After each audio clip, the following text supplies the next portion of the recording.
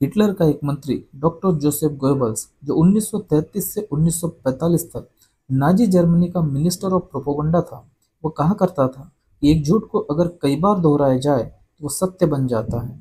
Doctor Joseph Goebbels तो यह बात 20वीं शताब्दी में कह रहे थे, मगर ब्राह्मणों ने तो यह कार्य भारत में 8वीं शताब्दी के बाद से ही शुरू कर दिया था।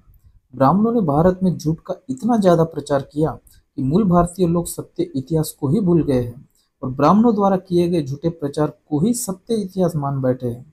और साथ ही ब्राह्मणों ने भारत के इतिहास, संस्कृति और उत्सवों का ब्राह्मणीकरण करके भारत के लोगों को पूरी तरह से भ्रमित कर रखा है।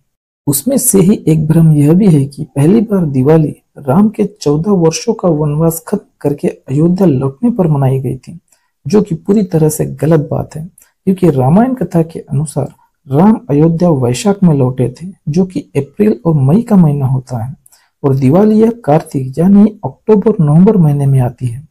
इस बात से यह साबित हो जाता है कि राम के अयोध्या लौटने और दिवाली का एक दूसरे के साथ कोई भी संबंध नहीं है। एक और ऐतिहासिक उदाहरण उपलब्ध है जो 1017 और 1030 के दरमियान अरब के विद्वान अल्बेरूनी ने लिख रखा है, जो इस प्रकार से है। कार्तिक की पहली या अमावस्या का दिन दिवाली कहलाती है। तब लोग रात को प्रत्येक स्थान में बहुत बड़ी संख्या में दीपक जलाते हैं, और इस पर्व का कारण यह है कि वासुदेव की पत्नी लक्ष्मी विरोचन के पुत्र बलि को, जो 7वें पाताल में बंदी है, वर्ष में एक बार बंधन मुक्त करती है और संसार में जाने की आज्ञा देती है। इसलिए यह त्योहार बलि राज्य अथवा बलि का अधिपत्य कहलाता है।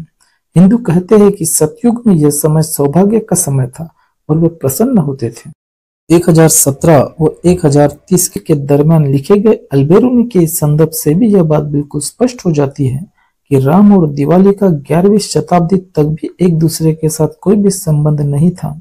साथ ही एक और बात भी स्पष्ट हो जाती है कि दिवाली का संबंध लक्ष्मी और राजा बलि के साथ है। राजा बलि का उल्लेख अल्बेरूनी ने किया है। साथ ही पुराणों और लोक कथाओं में भी राजा बलि का उल्लेख है। अल्बेरूनी के अनुसार सतयुग में कैद राजा बलि को वर्ष में एक बार रिहा करके संसार में जाने की आज्ञा लक्ष्मी देती थी। वह कार्तिक अमावस्या होती थी और उस दिन दीपक जलाकर दिवाली मनाई जाती थी, और उसे बलि राज त्योहार भी कहा जाता था।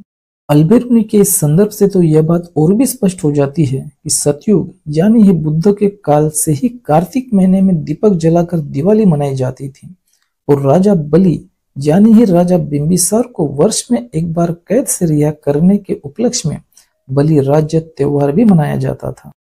और क्योंकि माया का समानार्थी शब्द लक्ष्मी होता है, इसलिए ही अल्बेरूनी के संदर्भ में माया की जगह लक्ष्मी लिखा गया है, और यह माया बुद्ध माता महामाया ही है। इसलिए ही आज भी कार्तिक अमावस्या के दिन यानी ही दिवाली पर दीपक जलाकर बुद्ध माता महामाया को लक्ष्मी के रूप में पूजने की परंपरा जारी ही है। और क्योंकि बुद्ध को राजाश्रय देने की वजह से ही राजा बिंबिसार को कैद किया गया था, जहां कैद में ही उनकी मृत्यु हो गई थी, इसीलिए ही दिवाली के अगले दिन राजा बलि यानी ही राजा बिंबिसार की पूजा भी की जाती है, और उसे आज भी बलिराज उत्सव ही कहा जाता है। लोक कथा, पुराण कथा, अल्बेरूनी का संदर्भ और बौद्ध इतिहास के मिलान से तो यह बात बिल्कुल ही स्पष्ट हो जाती है कि सतयुग के राजा बलि ये मगधराज बिंबिसार ही है। और साथ ही यह बात भी बिल्कुल स्पष्ट हो जाती है कि कार्तिक अमावस्या में मनाए जाने वाला दीपों का उत्सव यह सतयुग यानी ही बुद्ध के काल से मनाए जाने वाला उत्सव ही है, और यह उत्सव बलि और बुद्ध की दिवाली ही है।